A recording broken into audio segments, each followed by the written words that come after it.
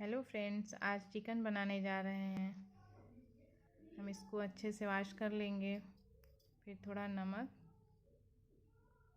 हल्दी पाउडर,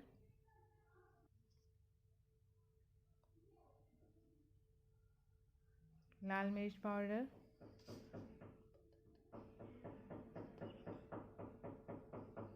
सरसों का तेल,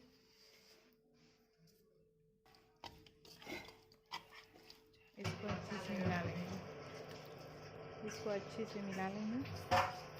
मिलाने के बाद 5 मिनट के रख देंगे और सब्जियां ले लेंगे।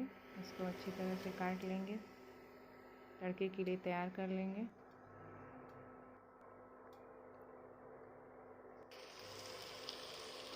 चिकन को फ्राई कर लेंगे।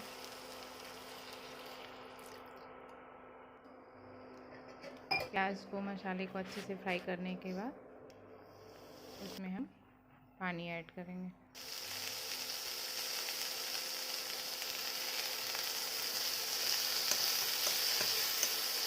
अब हमारा चिकन तंदूरी रेडी हो गया। इसके साथ हम मटर पुलाव तैयार कर लेंगे। फ्राई राइस के लिए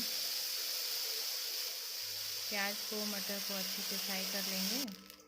उसके बाद उसमें चावल अच्छे से मिला लेंगे।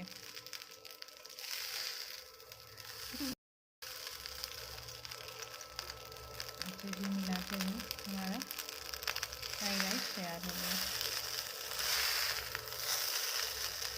Thank you guys. Like and subscribe please.